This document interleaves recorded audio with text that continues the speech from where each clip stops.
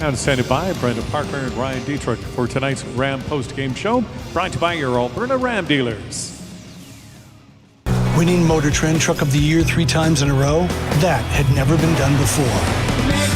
Then again, neither had a 12-inch touchscreen or 1,000 pound-feet of torque. Never been done before. It's just kind of our thing.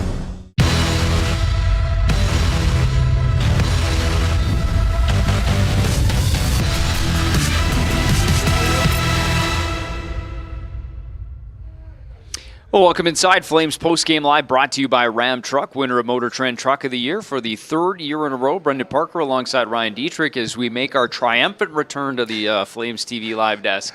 It has been some time, we might say. Yeah. December 11th was the last time. Boston Bruins in town, but finally back. Wish we had a better result to talk about. Calgary Flames fall 4-1 here.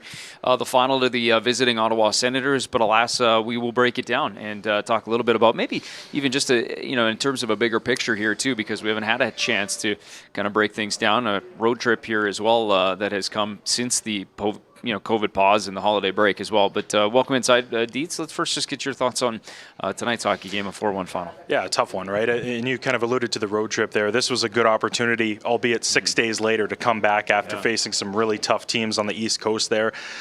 You had a few days of practice, too, to kind of get your game in order, and you were probably hoping to see a little bit more of that sharpness that maybe was lacking at the tail end of the trip. And, unfortunately, it wasn't there, especially in that first period with a few costly turnovers. And we've seen the Flames play this Ottawa Senators team before. They're very good. They're a very good skating team, and when you get behind the 8 ball, it's tough to claw your way back, and that's essentially what we saw tonight. Yeah, and inevitably it's a goal that comes just over less than 2 minutes into the first period, ends up chasing this game a little bit. Let's take it without further ado. Let's go through the highlights. Let's see how we ended up at this 4-1 score here tonight against the Senators, and we mentioned that early goal, and Nick Paul ends up figuring into the scoring quite a bit throughout this hockey game. So too does Connor Brown. But here's the first goal of the game from the high slot and off a turnover that ends up in the back of your net. Nick Paul's 5th of the season there. Yeah, good perspective from the overhead camera there. It kind of shows maybe Brett Ritchie looking for the center pop there off the wall. Dylan Dubé just a little bit low to receive it. And it's one of those turnovers we're talking about. Maybe a goal that Jacob Markstrom wants back, but it's tough to be giving up the puck in those areas.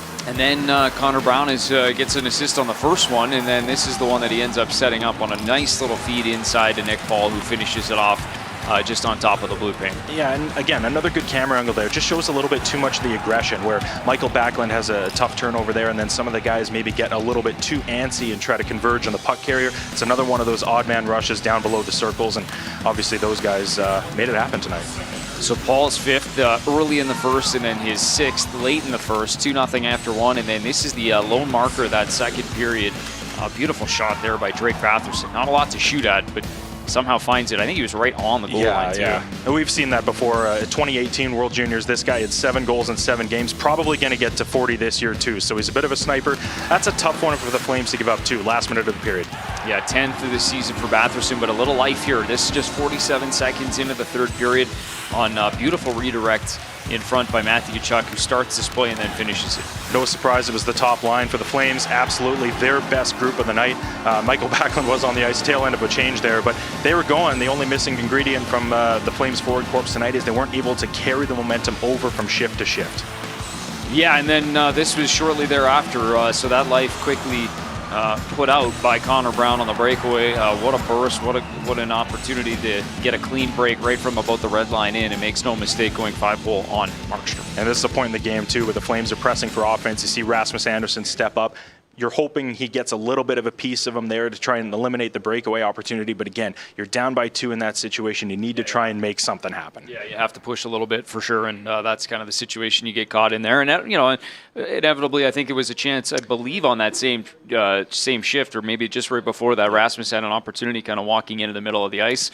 So you take a little bit and then you give a little bit too. That's what kind of happens. You know what? And some good signs too. So Rasmus Andersson, we know, is still looking for a little bit more of the offense this year, but we saw it a few times too. Oliver Shillington stepping up. We know if the Flames are going to be a competitive team this year, which they already are, a little bit more offense from the blue line would be welcomed, and we're starting to see a little bit more of that right now.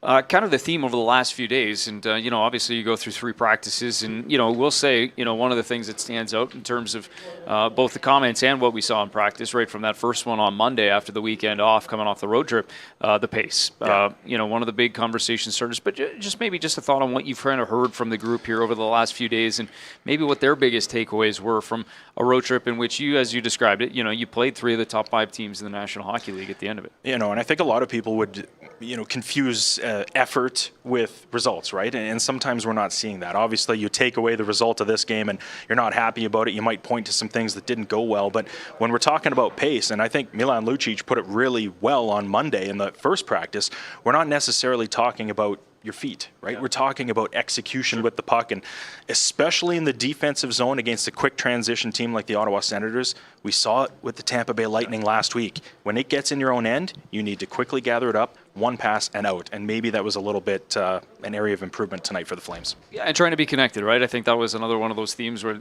part of that pace Absolutely. Is making sure you have guys in the right areas coming out of your own zone, and those passes can connect in the right spots, right, to bring it up ice. All right, let's take a quick break from our commentary. Let's go and hear from a man who obviously will have an opinion on this, and that'll be the head coach, Daryl Sutter. Let's get his thoughts on the 4-1 loss here tonight to Ottawa. Look at this game and assess the way that your team looked tonight. Yeah, just disappointing. The energy and the emotion was lacking in our game.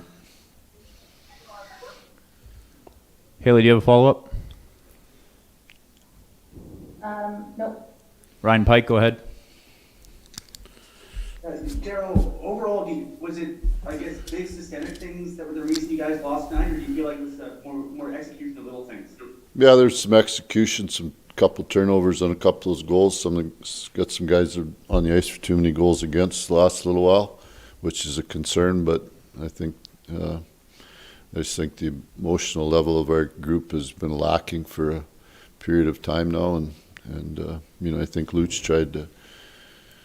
I think he recognized that and tried to grab onto it tonight, but there has to be a lot more out of the whole group in terms of that. Kristen Anderson. Daryl, what's the most concerning part about that? It's kind of getting late in the season here, and perhaps emotional. And if not finding emotion from your team is concerning, I'm sure. Well, it's not late in the season. We're not even at the halfway mark. But I think that at the same time, the big thing is I'd like to get our team to some sort of rhythm in playing games. I don't think there's enough disappointment when they lose, and there's just not enough emotion in our game right now. Okay, we'll take a couple more. Salem Balji, go ahead. Charlie, you mentioned this a bit, Milan's fight. What else can players do to up their emotion level, and is there anything you as a coach can do to coax that out of them? Well, you got to trust your group, and the big thing is trust who you're playing with. It's not so much what the coach has to do. It's what your partner. Meaning, you look at the defensemen. Nolan Ross have had a tough time lately. They got to help each other more. I think Eric and Big Z are having a lot of trouble together right now, and they're, so they got to help each other more. I think our centerman, Lindy's been under the weather, so just kind of hanging in there with him. But so we need more from down the line from our centerman. So there's lots of areas. Obviously, it's not just on one guy. It's not just on a goalie or on a power play or on a penalty kill.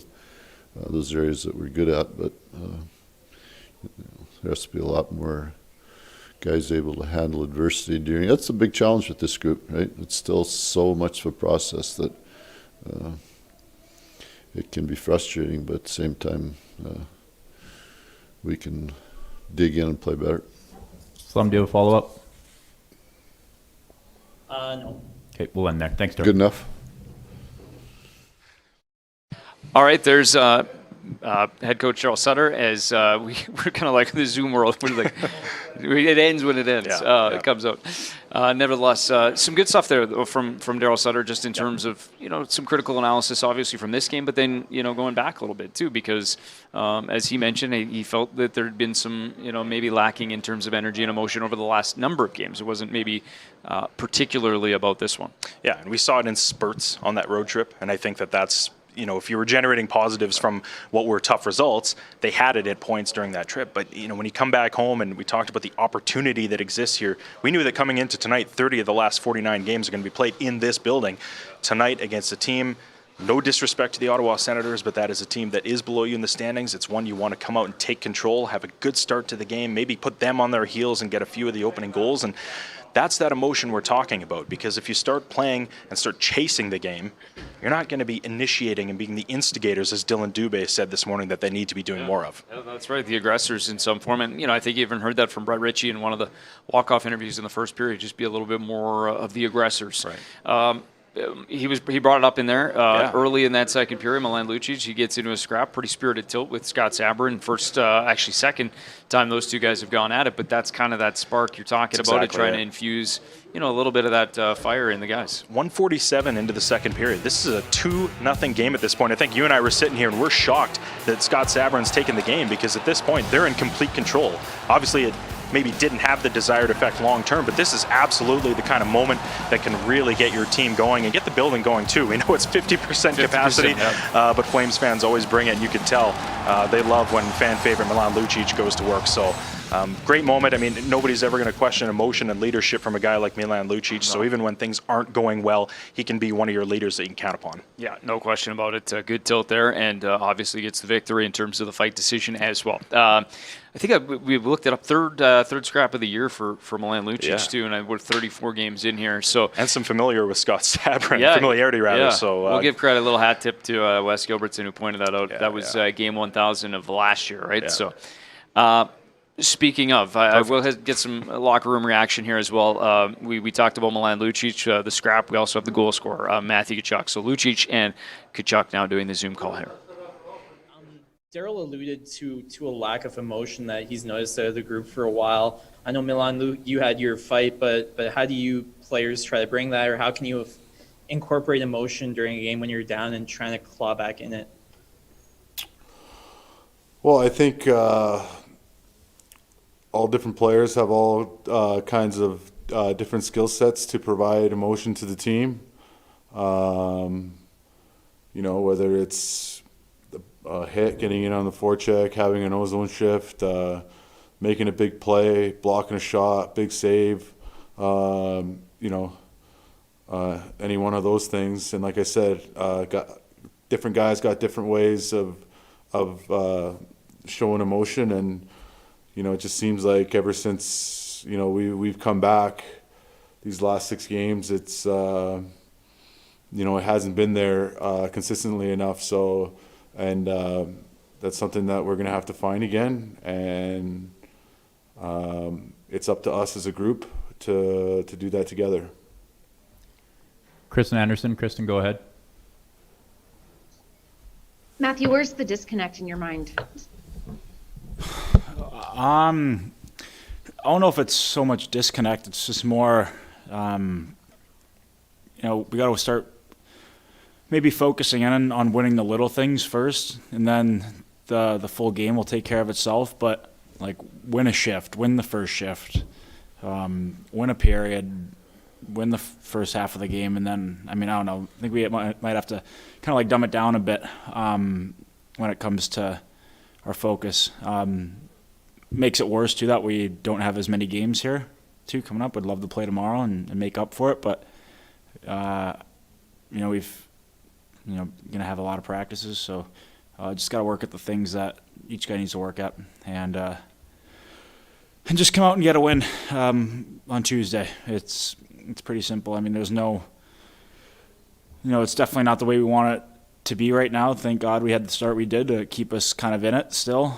There's no panic by any stretch, but we want to fix this, and we only have 8 left before All-Star, so would love to get this figured out soon so we can go on a little bit of a roll before that All-Star break. And what's your response to Daryl, his comments about not having, emotion, lacking emotion last few nights? We'll come up with emotion next game. I don't doubt that. Okay, Darren Haynes. Darren, go ahead. Guys, was there a point in the game, or at what point in the game did concern set in that you didn't have kind of the game that you were hoping to have? Obviously, and this is not a knock on goaltending or anyone, but when the other team scores a goal on the first shot, it's never a way that you want to start a game. And I think Chucky alluded to it in the sense of winning battles. And, if you look at what led to the goal, and maybe if you look at all 4 goals, and, this giving up 4 goals a game stuff, doesn't work for us. It doesn't work for any team, but it just gets into, pace of play, execution, winning battles, killing plays, checking and all that type of stuff. And, when you're losing battles and little things like that, that's when frustration kicks in and the game gets away from you. And, we didn't have that in the first 28 games before we, got hit by COVID. So, we're going to have to get back to doing the little things again. Kristen, do you have a follow-up? Okay, we'll end there, guys. Thanks. Media practice tomorrow. We call it the Ram 1500 Limited. But, truth be told, there's nothing limited about it. Ram 1500, winner, J.D. Power Award for Best Driver Appeal.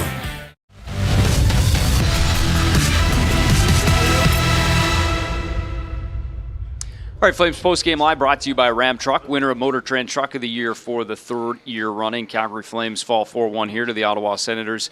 As we put a wrap on this one here at the Scotiabank Saddledome. As we mentioned, it's first home game here since December the 11th. And so, guys talked about it. Even still, you get this one here tonight, but then you don't get to play again until Tuesday. So the rhythm's still not quite back, as we still see kind of the function of this post-COVID a little bit. Obviously, some of the building restrictions as well. 50% capacity here in the Scotiabank Saddledome tonight. So hopefully in time we'll get back into that schedule rhythm. Daryl Sutter mentioned it too, but right now it's just it leaves you a little bit extra time to sit and stew on losses, unfortunately. Yeah, well, you said it. It feels heavy when you're going through a stretch like this, but even more so when you have 6 days from the last one, and now you've got another 4 days until the Florida Panthers, very good team, coming to town on next Tuesday. And then following that one, you've got another 3-day break before you head back north to Edmonton for the Battle of Alberta. So, these losses, they definitely take a toll on you emotionally. But what's interesting about the schedule is that even if you come out with a win, it's very difficult when you've got these long stretches to actually carry the momentum over and, like you said, get into a rhythm. But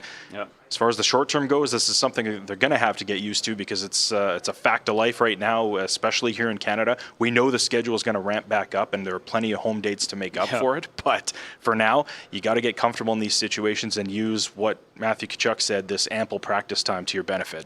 The funny thing is eventually it will fill in, as we know there are some makeup games, but when you look at the schedule, even still, February still is pretty empty. Yeah, it's still very empty, absolutely. It will fill in, inevitably. Has to. All right, let's put a wrap on this one. I appreciate the insight. Obviously, we'll have a couple more days to talk things over. Flames are back at practice here at the Scotiabank Saddledome tomorrow, and then we'll see what the weekend has in store, but not back in action until Tuesday night. As for tonight, though, this is a 4-1 final in the books as the Flames return to home ice. Just the 12th game on home ice so far this season. So obviously more time to come and more time to get comfortable right back at the Scotiabank Saddledome. 50% capacity. I think announced crowd just a hair under 10,000 here at the Dome tonight, but loud when they could be, at least as loud as they could be with the 50%. 4-1 the final. Sens win it. Flames a couple of days ahead to get ready for the Florida Panthers, the next opposition, who are here in the Scotiabank Saddledome coming up on Tuesday, January 18th, the second and final meeting between those two teams. Thanks for watching Flames Postgame Live, brought to you by Ram Truck. We'll see you on Tuesday.